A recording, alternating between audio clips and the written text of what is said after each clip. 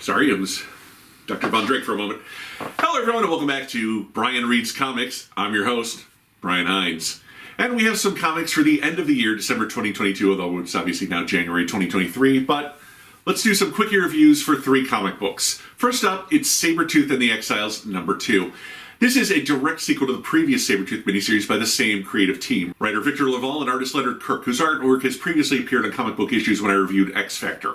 Followers of the Krakoa era of Mutantum will remember that Sabertooth was the first mutant entombed alive for breaking their laws. In the Sabertooth miniseries, it was revealed that Doug Ramsey was kind of the power behind the scenes of Krakoa, took pity on the prisoners, and created this sort of psychic landscape so they would have things to do and occupy their minds rather than be driven insane by being permanently entombed alive. Kind of dark, mutants. I can see why people hate you. Sabertooth ended up manipulating the other prisoners into helping them escape, so Doug freed them, but charged them with recapturing Sabertooth. Sabertooth and the Exiles follows this team then as they try and recapture Sabertooth, but all of them run up against Okris, the anti-mutant organization currently working against the mutant race.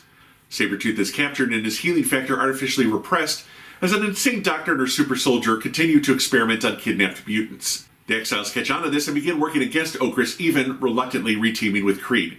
In issue number 2, Okris has kidnapped the Orphan-Maker, last seen in the misfit mutant title, Hellions.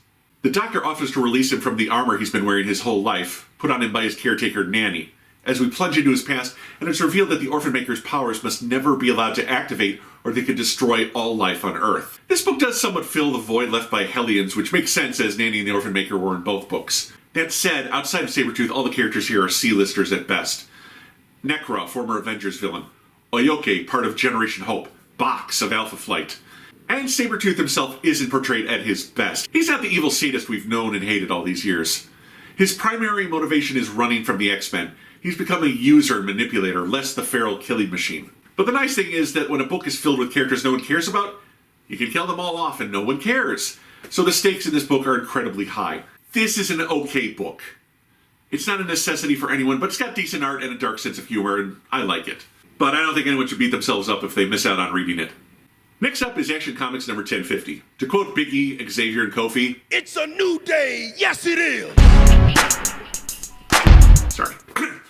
Previously, Brian Michael Bendis had a run on Superman and Action Comics where he prematurely aged Jonathan Kent into a teenager. I hated that. But he also exposed Clark Kent's identity to the world, and that I kind of liked. It seemed as though Clark had outgrown the need for a secret identity.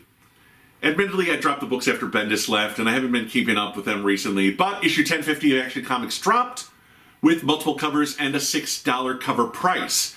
And since I need more DC in my diet, I picked it up. Through murder, dark science, and other nefarious means, Lex Luthor pulls a one more day on Superman. Almost everyone has now forgotten that Clark Kent is Superman. He reasons that as much as he hates Superman, humanity needs him, but they need him as a god, not as the schlub next door.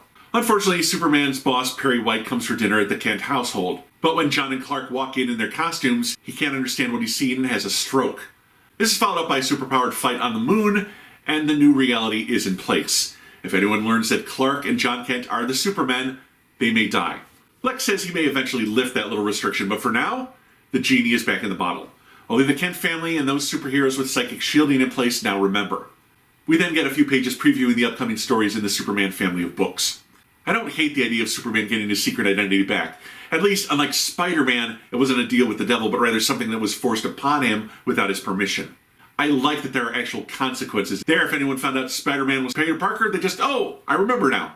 Here, oh, Clark Kent is Superman?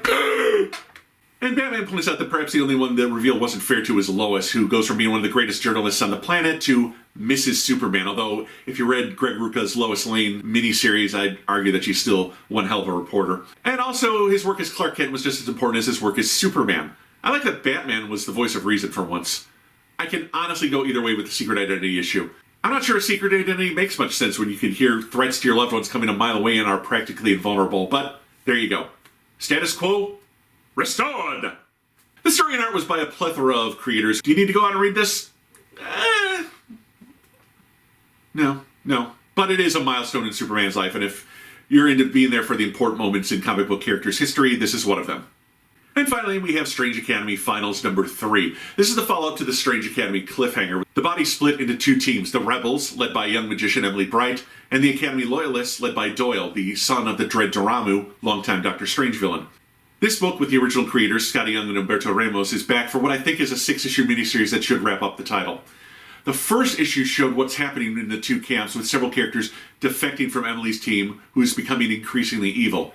Issue 2 resolved the fate of the powerless student, Calvin, rescuing him from the magic dealers who used him to infiltrate the academy and returning him to the school. And issue 3 follows up with the students repairing the damaged magical quarter in New Orleans by running a fair to raise money for said repairs.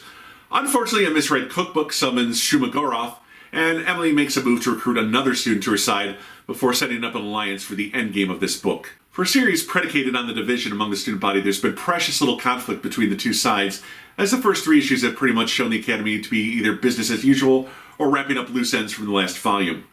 At least by the end of this issue, it looks like the finale of the story is finally coming to a boil. Ramos' art is magnificent as always, but the story has been a little scattered, as I mentioned. Again, mostly trying to wrap up story threads in preparation for the quote-unquote final battle. That said, I still enjoy this title immensely, more than just about any other book Marvel's currently putting out. But really, only pick this book up if you've read the previous Strange Academy volumes, as we're very much gearing up for the endgame, and you're not going to know what's happening if you pick this up fresh now. Alright, my friends, that's it. Thank you for joining me here on Brian Reads Comics. I'll see you next month for the first comics of January 2023. Until then, like this video, subscribe to my channel, hit the bell for notifications, and be sure to check out my Patreon page. Whew. A lot of work just to hear me talking about comic books, but worth it. Definitely worth it. Until the next time, my friends, this is Brian Reads Comics, and I'm your host, Brian Hines.